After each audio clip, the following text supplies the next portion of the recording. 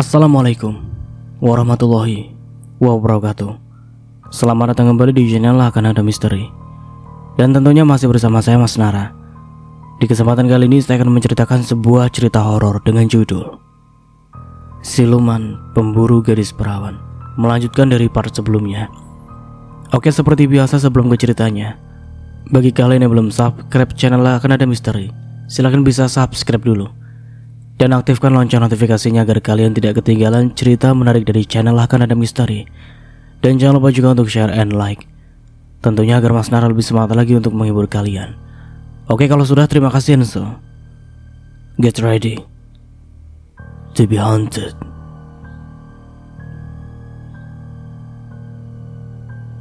Dengan sekejap mata, Rudy dan Pak Harun sudah masuk ke dimensi alam lelembut, alam dunia pesugihan siluman ular. Silakan buka matamu, nak. Ayo, kita selamatkan jiwa anakmu. Rudy pun membuka matanya. Sungguh terkejutnya dan tak menyangka dia bisa melihat dan masuk ke dimensi bangsa lelembut pesugihan. Apa yang kalian lakukan di sini, wahai manusia? Ingin mengantarkan nyawa kalian dengan sia-sia? Apakah kalian ingin menjadi bagian dari tumbal pesugihan? Mereka langsung disambut oleh iblis dengan wajah buruk rupa. Iblis yang berwujud siluman ular itu membuat Pak Harun geram dan ingin segera menghajar lelembut iblis itu. Dengan kekuatan yang dimiliki Pak Harun, ia dengan mudah bisa memusnahkan prajurit bangsa siluman ular. Setelah itu mereka bergegas mencari keberadaan jiwanya Maya, lalu menolongnya agar terbebas dari sana. Maya! Rudy rasanya ingin berlari menghampiri anaknya, namun Harun langsung menghentikan langkahnya. Jangan gegabah, Rudy. Dengan segala kekuatan dan upaya Pak Harun mulai menyerang siluman ular dengan bantuan jin semar yang dia miliki. Di saat itulah Pak Rudy bisa menyelamatkan anaknya. Di alam inilah Pak Rudy bisa memeluk anaknya Maya sambil menangis. Anakku sayang. Setelah beberapa saat melepas rindu dengan anaknya, Pak Harun langsung mengajak Rudy untuk keluar dari tempat itu. Mereka sudah berhasil membawa jiwa Maya dari tempat siluman ular itu. Maya pun sudah tidak merasakan sakit lagi. Maya sudah tenang. Maya pergi ya, sambil melambaikan tangan kepada Rudy. Pak Harun dan Pak Rudy bisa tersenyum sekarang dan sudah mengikhlaskan kepergian Maya. Maya sekarang sudah tenang, nak Rudy. Kini sudah saatnya kita kembali ke alam manusia. Setelah mengalami beberapa rintangan, akhirnya jiwa mereka telah kembali ke tubuhnya masing-masing. Terima kasih, Pak Harun. Setidaknya saya bisa menarik jiwa Maya dari tempat perbudakan lelembut itu, ucap Rudy seraya mengusap air matanya. Sama-sama, nak Rudy. Sekarang pulanglah sudah. Temui istrimu. Satu pesan saya. Setelah kejadian ini, Nak Rudy dan Nak Tika harus pergi meninggalkan tempat ini. Dan jangan sampai ada yang tahu di mana tempat tinggal kalian yang baru. Jika ada yang tahu, maka anakmu yang selanjutnya bakal menjadi korban pesugihan lagi. Rudy menganggukkan kepalanya, seraya mengucapkan terima kasih sekali lagi kepada Pak Harun. Baiklah, Pak. Saya akan segera meninggalkan desa ini.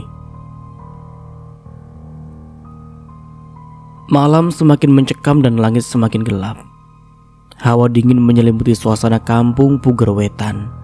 Seluruh warga kampung kalau sudah menjelang maghrib tidak ada satupun warga yang berani keluar rumah. Apalagi saat mendengar kematian Maya, anaknya Bapak Rudy tadi siang.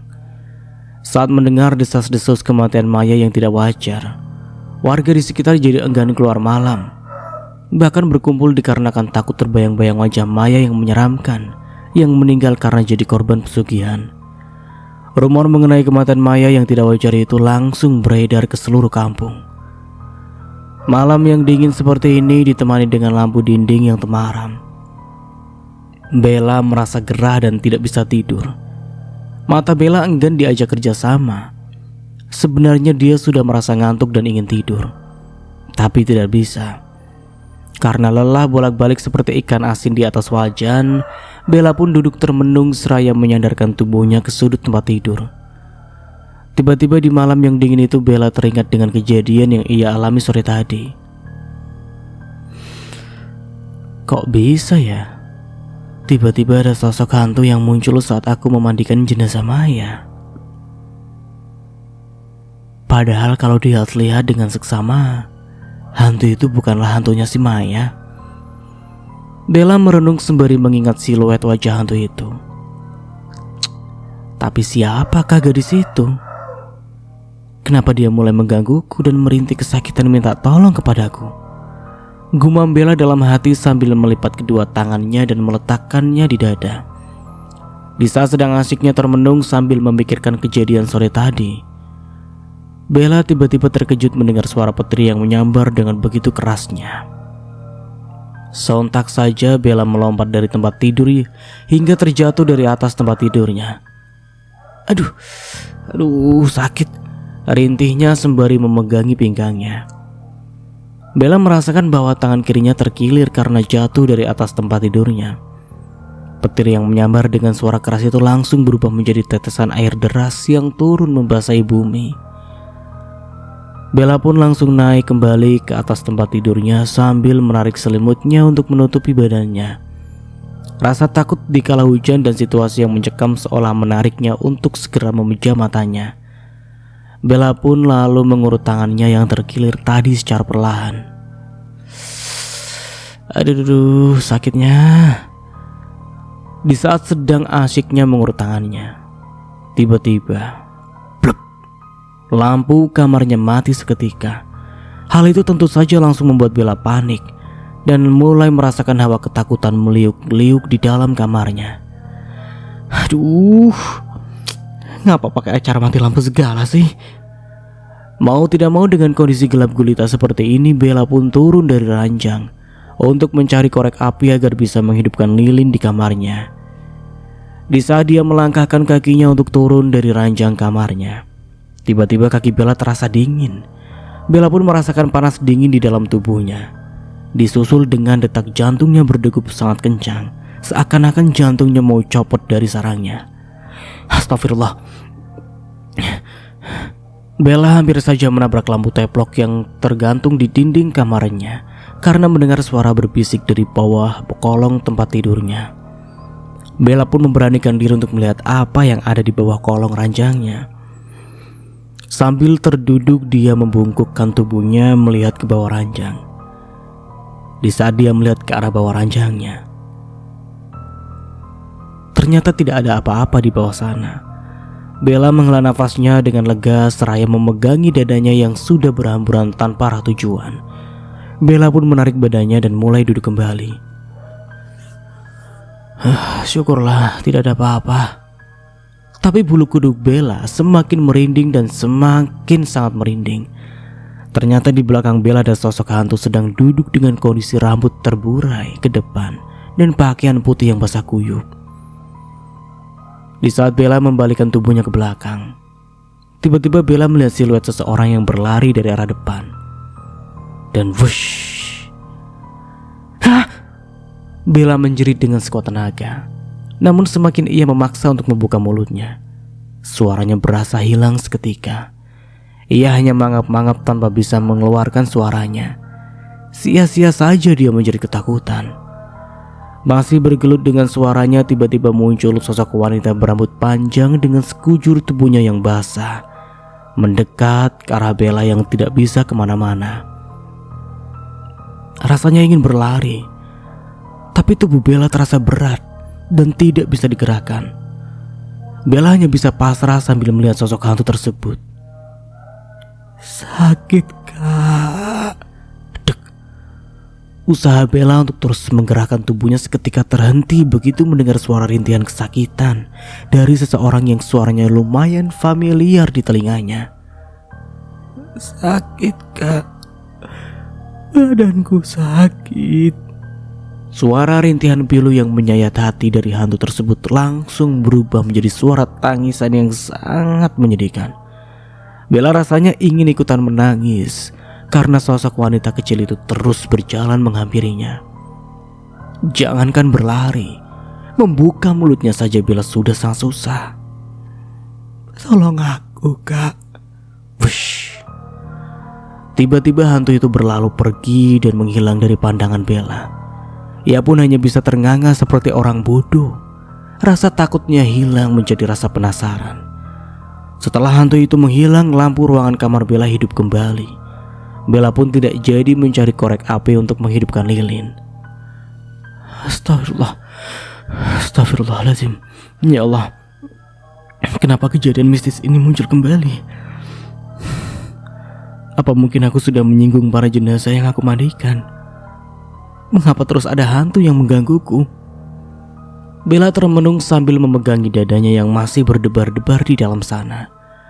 Kalau bisa memilih, ingin rasanya Bella menjadi wanita normal seperti teman-teman yang lainnya. Tapi tetap saja tidak bisa. Julukan wanita aneh dan menakutkan susah tersemat pada Bella hingga dewasa. Keringat dingin masih saja mengucur di sekujur tubuh Bella. Ia mulai mengelap keringatnya dengan sapu tangan yang ada di samping tempat tidurnya. Merasa sudah sedikit tenang, Bella pun mulai membaringkan tubuhnya kembali di atas ranjang sambil membacakan doa-doa mau tidur. Malam semakin larut dan hujan masih turun dengan derasnya. Setelah mencoba berdamai dengan kondisi yang mengherankan, akhirnya Bella pun bisa memejamkan matanya. Ia berharap bisa tidur dengan nyenyak serta mimpi yang indah-indah. Namun, bukannya mendapatkan mimpi indah, Bella malah mimpi terjatuh di atas jurang yang sangat dalam. Mimpi itu terasa sangat nyata. Bella merasakan keseluruhan tubuhnya terasa sakit dan juga mati rasa di beberapa titik tertentu. Di mana aku ini? Kenapa aku bisa berada di lembah yang dingin begini? Gelap lagi. Bella saat itu berada di tengah hutan yang lebat dan ada air terjun di hutan tersebut. Suara jangkrik dan burung hantu yang saling bersahutan semakin menambah kesan horor yang mengelilinginya. Air terjun yang sangat indah, namun juga sangat menyeramkan. Apalagi suasana dingin yang menyelimuti, seakan-akan sinar matahari tidak dapat menembus pepohonan yang rimbun dan menjulang tinggi. Bella mencoba berdiri dari posisinya saat terjatuh tadi. Bella berjalan tertatih-tatih menuju air terjun tersebut. Tapi langkah Bella terhenti seketika. Ketika Bella melihat sosok ular hijau yang sangat besar sedang melilit seorang anak perempuan yang diperkirakan sekitar usia 5 tahunan. Dia siluman ular hijau dengan setengah badan ular berwujud manusia cantik yang bermahkota dan berbadan ular sedang melilit anak gadis itu. Suara desisan dan bau amis sangat mengganggu indera penciumannya Bella. Entah itu sebuah mimpi ataupun interaksi lelembut di dalam alam bawah sadarnya.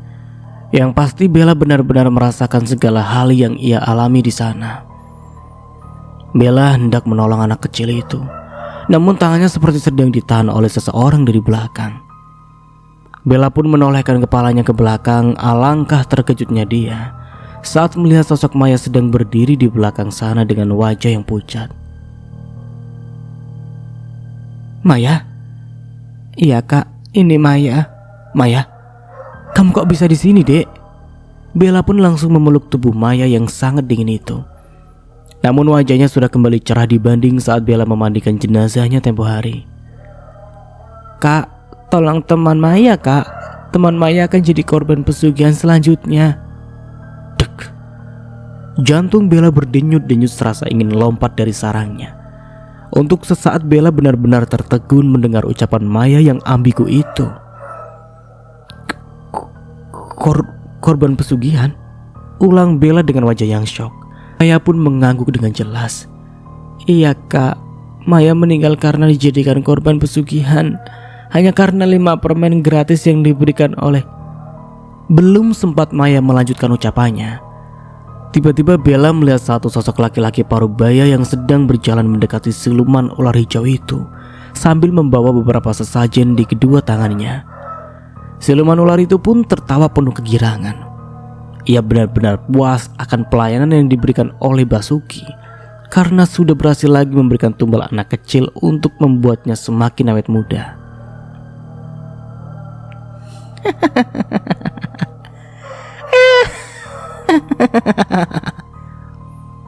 Sembah sendi Kondoro, terimalah korban tumbal ini Ndoro, agar aku bisa menjadi orang paling terpandang di daerah ini.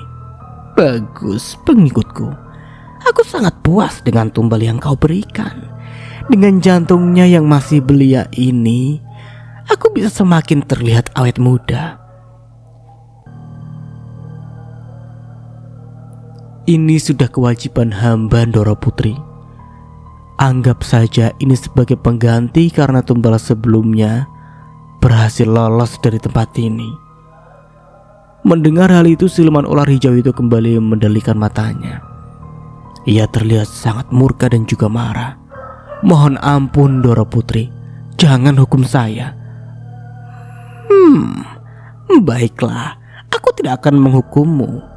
Karena aku melihat dedikasimu selama ini, kau cukup memberikan aku kepuasan batin setelah aku selesai dengan tubuh anak ini. Nggih, Ndoro Putri.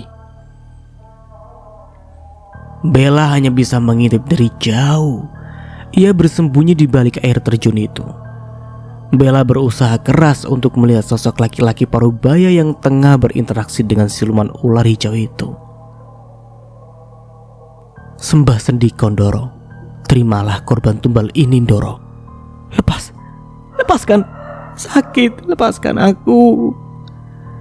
Anak kecil itu merintih kesakitan dengan wajah yang mulai membiru karena kehabisan nafas. Siluman ular itu pun semakin erat melilit tubuh anak kecil itu dan mulai mengisap aura anak itu dari wajahnya.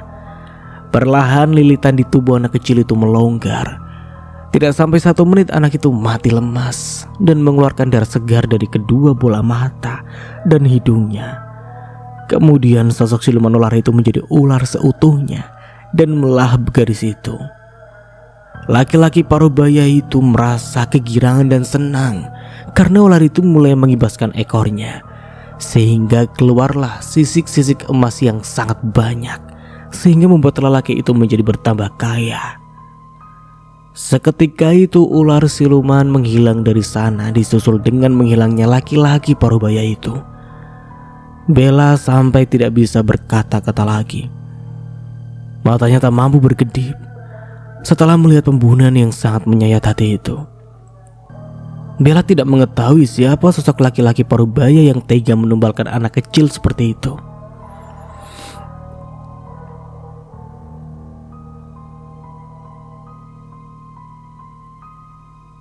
Apa itu anaknya? Atau anak orang lain? Bella berbisik kepada Maya.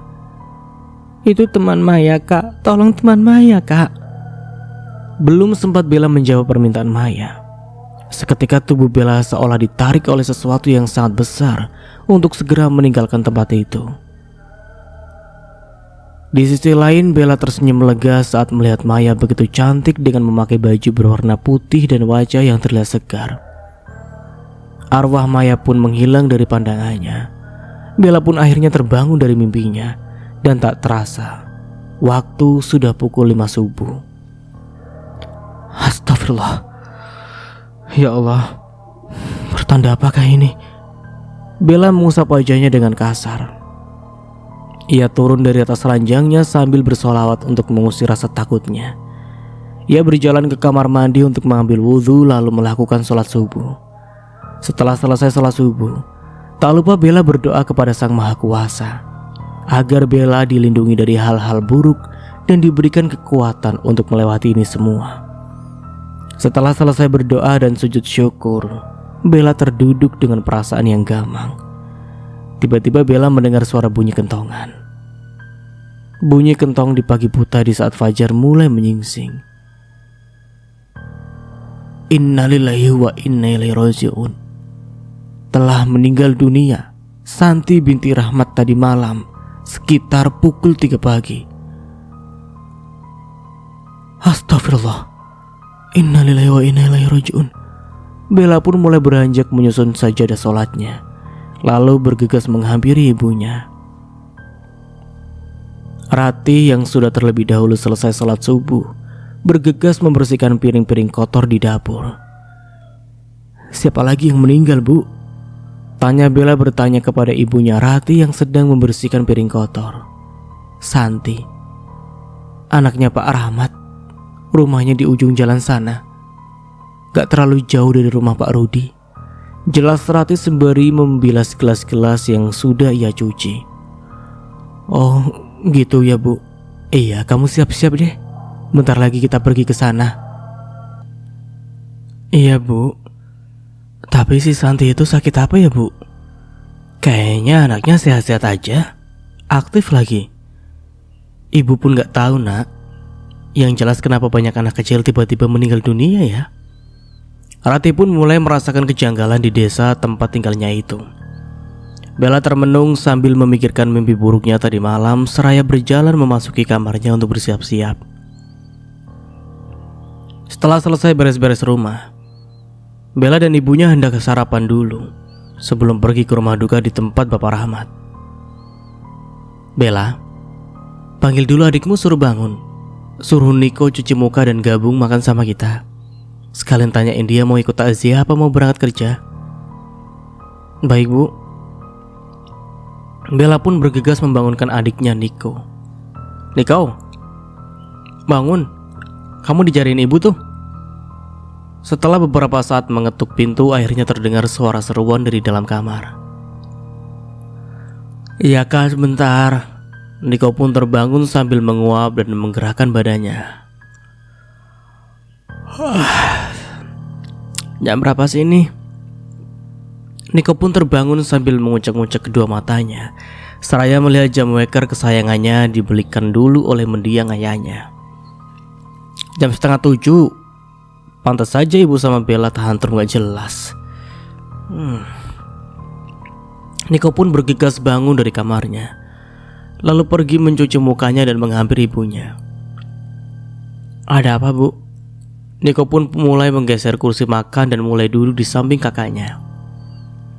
"Niko, kamu mau ikut melayat apa mau pergi kerja, Nak?" tanya Ibu Rati kepada anaknya Niko. "Ibu dan kakak sajalah yang pergi melayat. Niko soalnya gak bisa ikut, Bu. Soalnya ada teman Niko yang ngasih Niko kerjaan. Hari ini ada interview kerja di kota." "Oh, kalau begitu ya sudah, nanti Ibu pergi bersama kakak. Dan jangan lupa nanti bawa kunci cadangan ya." "Siap, Bu."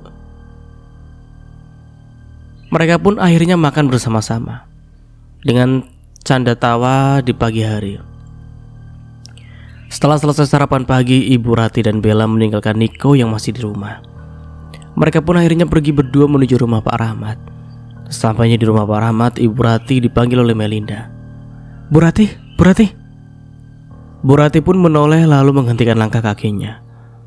Melinda pun mulai menemui Bu Rati. "Bu Rati, saya mau kasih tahu kalau yang meninggal ini kejadiannya sama seperti mendiang almarhumah si Maya." Dek. Bella dan Rati langsung berpandangan dengan perasaan yang tidak enak. "Ah, masa sih, Bu? Ibu tahu dari mana, Bu Melinda? Tadi saya kan sudah duluan melihat jenazahnya Santi, Bu.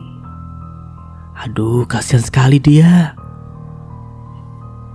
Karena merasa penasaran dan juga merasakan hal aneh lainnya, Rati dan Bella langsung masuk ke dalam rumah untuk menemui Ibu Marnita. "Assalamualaikum, anakku. Mengapa kamu pergi secepat ini, Nak?" Tangis Ibu Marnita menangisi jasad anaknya dengan pilu. Tentu saja Marnita sangat bersedih. Ia sudah menunggu kehadiran buah hati selama belasan tahun loh.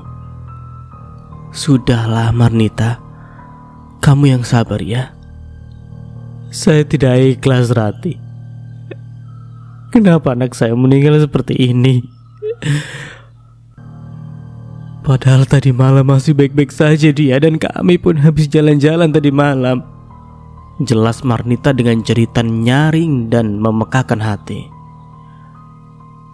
"Kami semua tidur dengan lelap. Namun sekitar jam 3 pagi anak saya berteriak histeris dan tubuhnya kejang-kejang. Saya dan suami saya pun mengecek ke kamar saya. Ke kamar anak saya melihat apakah yang sedang terjadi dengan Santi. Saya melihat saat Santi sedang kejang-kejang sambil merintih kesakitan. Matanya melotot persis seperti orang yang sedang kelojotan. Astagfirullah. Bella mundur dari sana dengan wajah yang memucat. Ya Allah, apa mimpiku tadi malam ada hubungannya dengan kematian Santi? Srek. Astagfirullahaladzim. Bella langsung terduduk di atas tikar saat melihat kain penutup wajah Santi dibuka. Tak cuma Marnita, Rahmat merasakan ada yang janggal dengan jasad putrinya. Apalagi saat melihat darah mengalir keluar dari kedua bola matanya dan hidungnya Santi. Marnita semakin histeris. Apa yang terjadi denganmu, Santi? Marnita pun menangis meraung-raung tiada henti sambil memeluk jasad anaknya. Ia benar-benar terpukul melihat kondisi anaknya yang memprihatinkan. Sabarlah istriku. Besok kita akan cari tahu penyebabnya.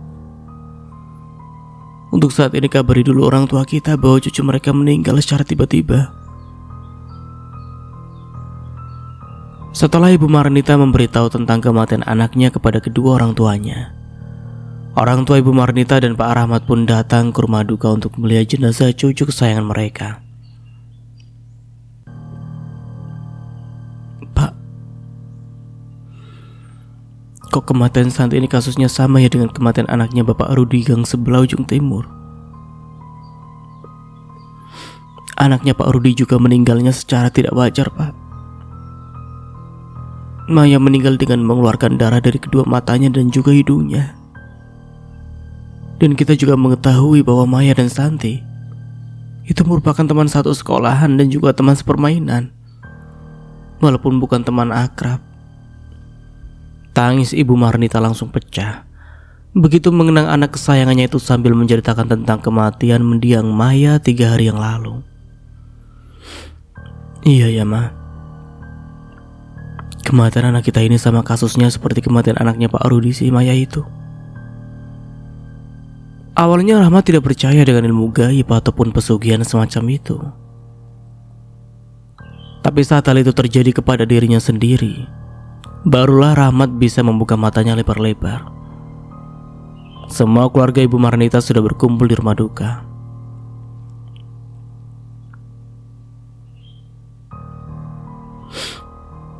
Sudah, Bu Marnita.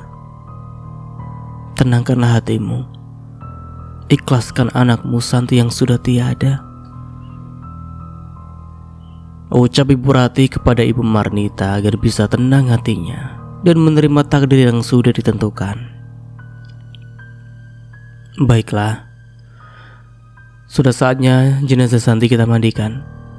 Marnita terlihat menahan nafasnya yang kembali sesak saat melihat putri kecilnya itu dibopong oleh beberapa orang menuju ke tempat pemandian jenazahnya. Apakah Ibu Marnita mau ikut memandikan jenazahnya Santi juga? Ucap Bu Rati kepada Bu Marnita. Tidak, Bu.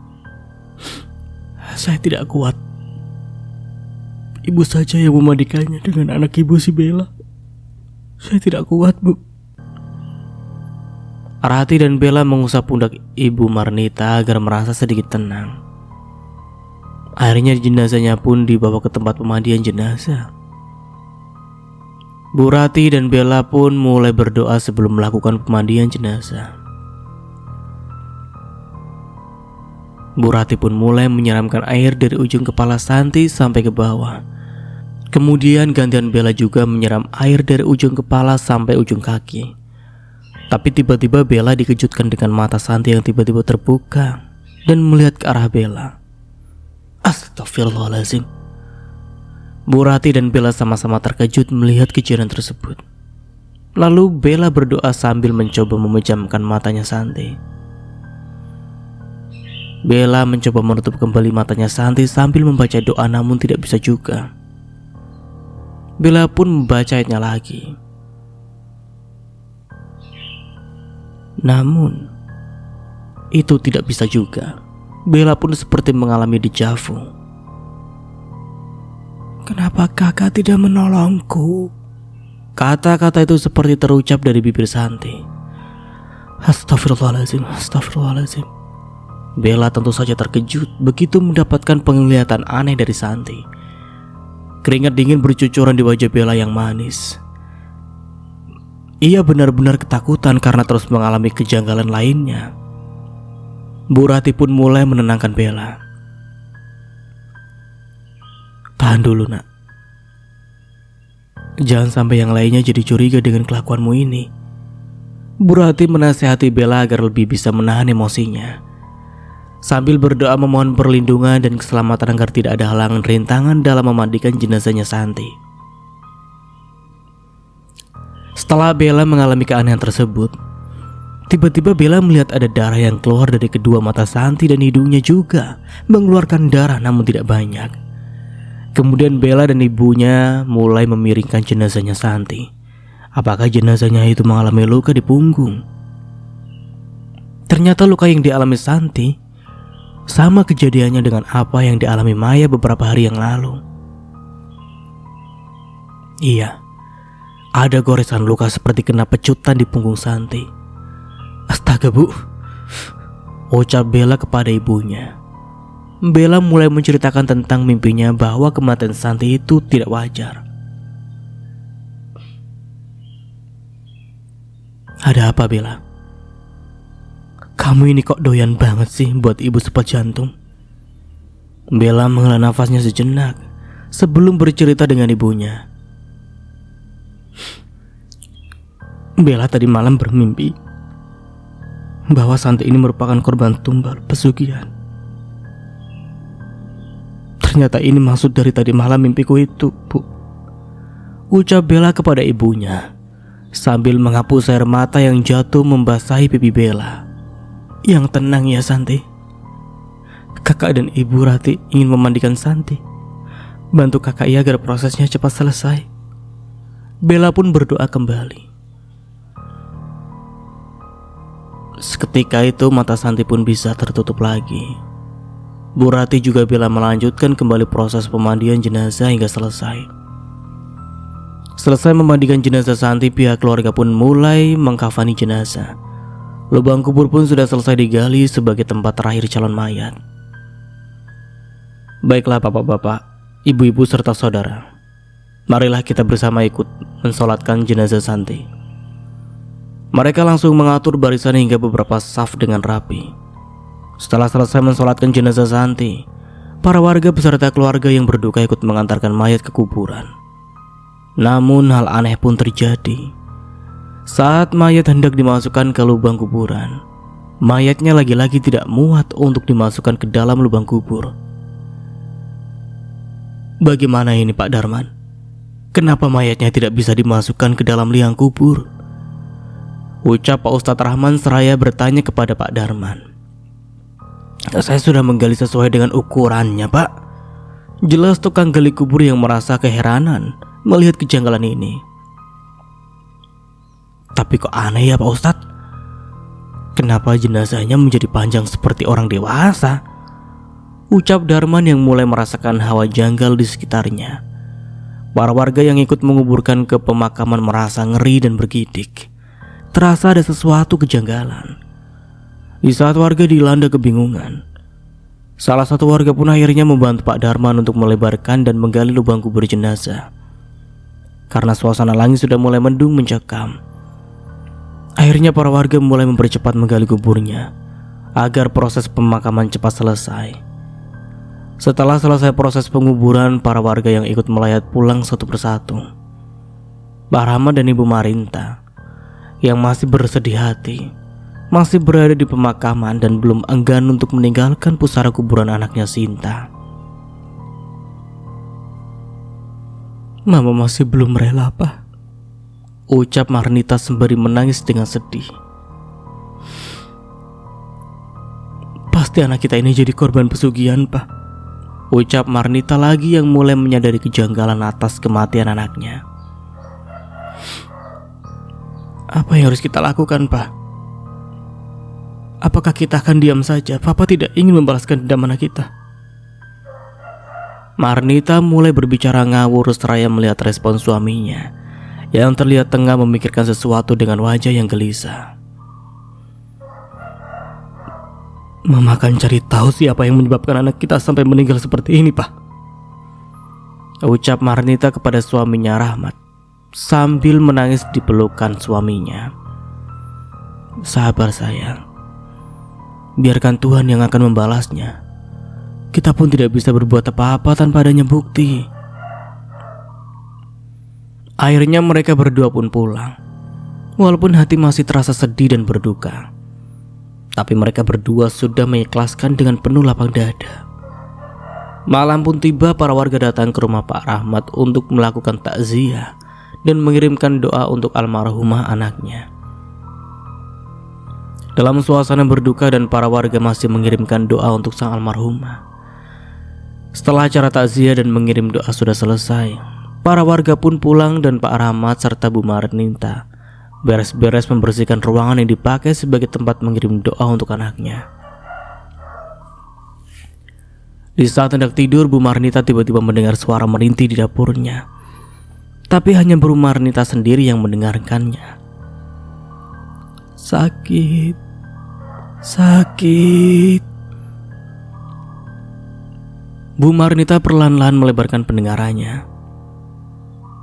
Apakah dia salah dengar? Apa hanya ilusi semata karena ditinggal oleh putri yang nomor 2? Suara apa itu, Pak? Kok suaranya berasal dari dapur? Ada apa, Ma? Kok Papa lihat Mama gelisah gitu? Enggak, Pak. Tadi Mama dengar ada suara-suara aneh di dapur. Rahmat langsung menajamkan pendengarannya seraya mencari sumber suara yang terdengar di telinga istrinya. Namun hanya suara jangkrik yang beradu dengan keheningan malam yang ia dengar. Gak ada, Ma. Mungkin halusinasi Mama aja itu, jelas Pak Rahmat sembari menghampiri Marnita. Sudah. Jangan terlalu difikirkan. Udah lama. Kita lanjut tidur lagi, hari sudah malam. Enggak loh, Pak. Masa Papa gak denger sih? Ya udahlah, daripada kepikiran dengar suara aneh-aneh. Udah. Sambil menguap, Pak Rahmat melipat kedua tangannya. Kemudian duduk dan beranjak turun dari ranjang tempat tidurnya. Mendingan ayo kita keluar dan melihat kondisi di dapur untuk memastikan atau enggaknya suara aneh tersebut lah. Akhirnya Bu Marnita dan Pak Rahmat keluar kamar dan pergi menuju ke arah dapur. Ternyata setelah dicek ke dapur tidak ada apa-apa. Benarkan kata Papa, Mah, gak ada sesuatu yang aneh. Karena tidak menemukan kejanggalan yang mereka cari. Akhirnya mereka pun berdua kembali ke kamar untuk melanjutkan tidurnya. Fajar sudah menyingsing, pagi pun tiba. Matahari sudah mulai menampakkan diri. Para ibu-ibu yang berbelanja di tempat tukang sayur langganan yang lewat setiap paginya sudah mulai berkumpul untuk berbelanja dan mulailah mereka asik menggibah. Kasihan ya si Sinta, anaknya Ibu Marnita, meninggalnya secara tragis begitu, saut Ibu Markona yang sedang asik menggibah dengan Ibu Melinda. Bisa-bisanya kasus kematiannya sama dengan almarhumah ya? Iya Bu Markona, saya jadi takut. Jangan-jangan nanti arwahnya nanti tuh arwahnya Santi gentayangan bola. Shh. Jangan ngomong gitulah Bu, pagi-pagi kok sudah bahas yang begituan. Iya Bu Markona, jangan bicara begitu. Gak baik loh kalau kita menceritakan seseorang yang sudah meninggal gitu, sahut Bu Siti sembari menimpali percakapan mereka berdua. Bukannya begitu loh Bu Siti, kampung kita ini sudah mulai tidak aman lagi. Apalagi yang meninggal ini korbannya anak balita. Apa jadinya gak serem kampung kita ini? Sahut Ibu Melinda. Pastinya akan seram. Apalagi belum ada seminggu loh ibu-ibu. Udah 2 orang yang meninggal dunia. apalagi korbannya itu merupakan teman satu sekolahnya. Udahlah, gak usah bahas pada ngegosip lagi. Saya mau balik dulu, Bu Siti, Bu Melinda, saut Ibu Markona yang berlalu pergi meninggalkan mereka berdua yang sedang asik menggibah. Sesampainya di rumah Ibu Markona mulai membersihkan sayuran dan ayam potong yang dibeli tadi di tempat tukang jualan sayur yang lewat. Ketika sedang asyiknya membersihkan potongan ayam, tiba-tiba Bu Markona merasa merinding sehingga bulu kuduknya berdiri.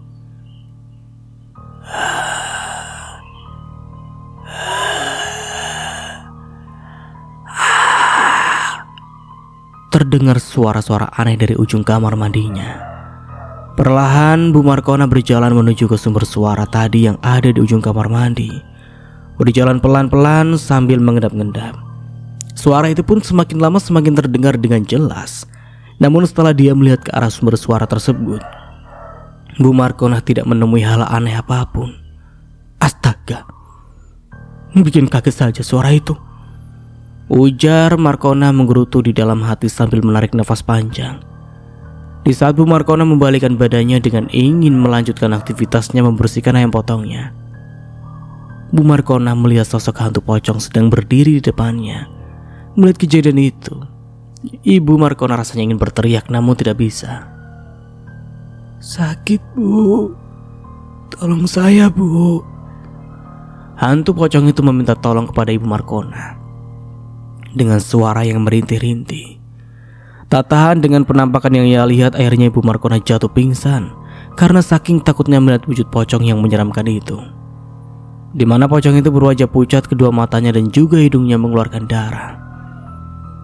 Pocong itu pun seketika menghilang dari pandangan Bu Markona setelah Bu itu pingsan. Pak Joko ketika pulang kerja melihat suasana seisi rumah kok sepi.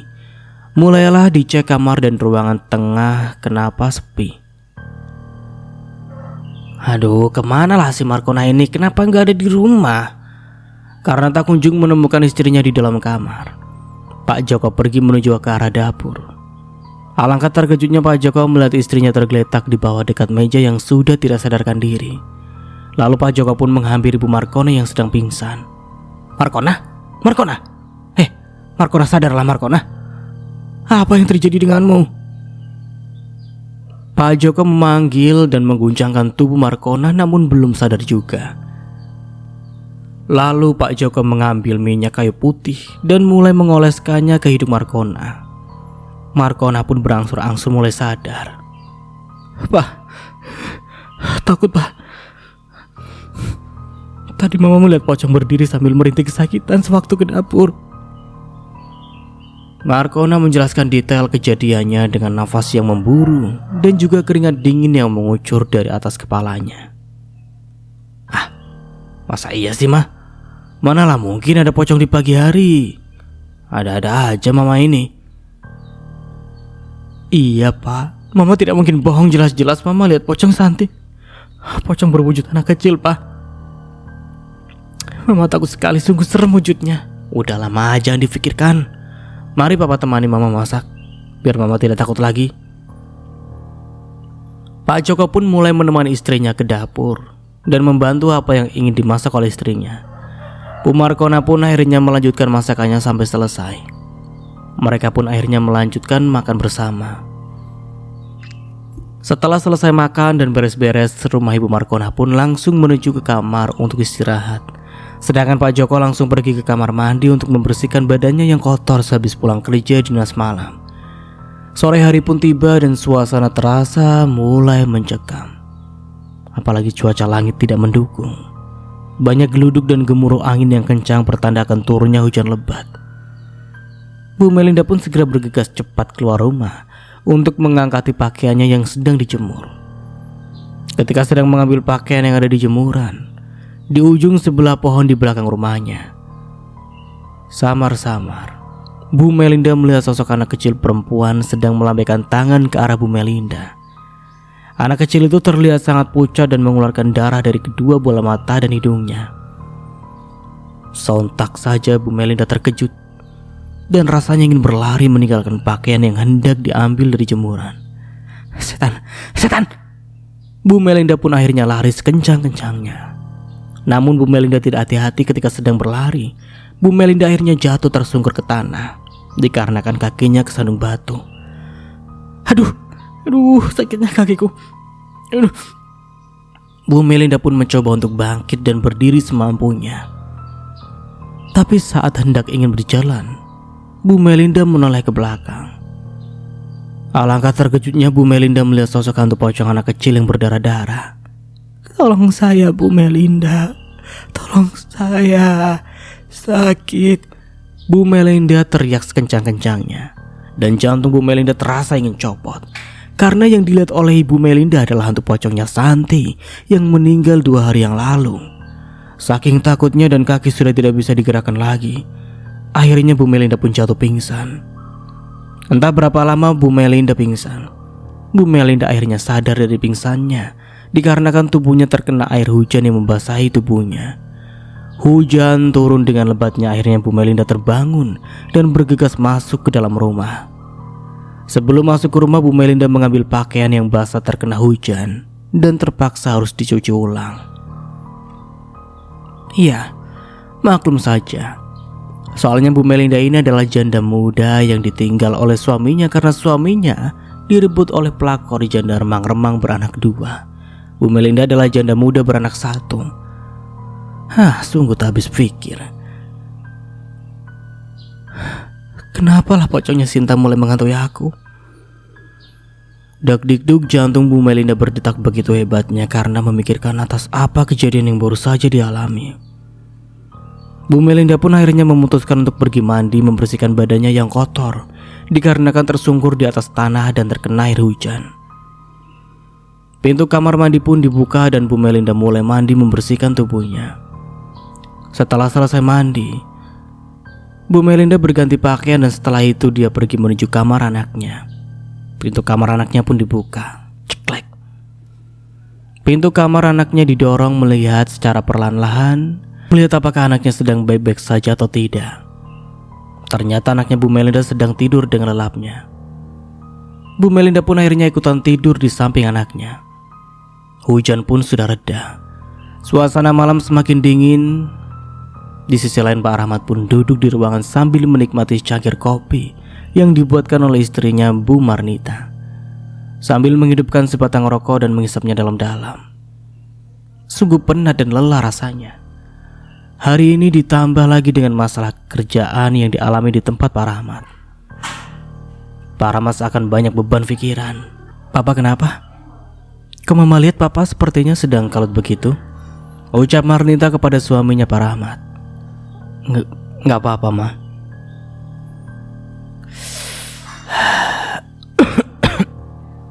Makanya Pak kalau ngerokok itu pelan-pelan. Udahlah Pak, Mama mau ke kamar mau tidur. Bu Marnita pun pergi berlalu meninggalkan suaminya yang sedang minum kopi dan menikmati rokoknya. Hujan pun turun dengan derasnya. Tiba-tiba lampu rumah Pak Rahmat mati. Pak Rahmat seketika langsung panik dan mencoba untuk mencari senter. Duh, di mana senternya? Kalau mati lampu begini kan jadi repot. Pak Rahmat mulai meraba-raba lemari TV. Namun Pak Rahmat tidak juga menemukan senternya. Tiba-tiba ada hembusan angin kencang yang membuat Pak Rahmat bergidik ngeri. Seakan tidak percaya dan tidak mungkin.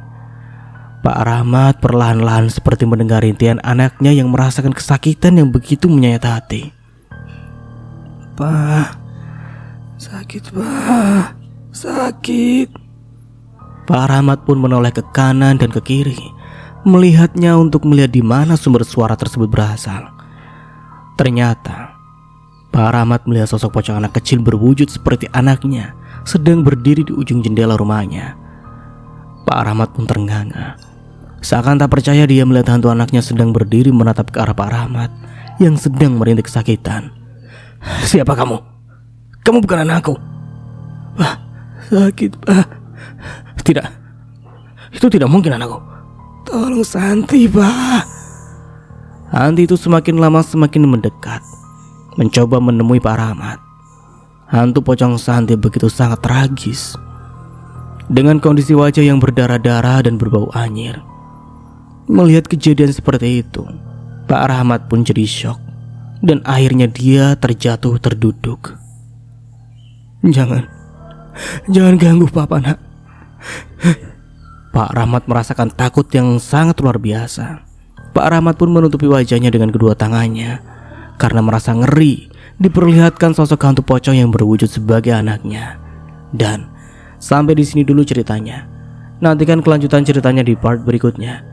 Dari saya mohon maaf bila ada salah kata atau dalam penyampaian cerita. Akhir kata, wassalamualaikum warahmatullahi wabarakatuh. Sampai jumpa di video selanjutnya and see you. Ciao.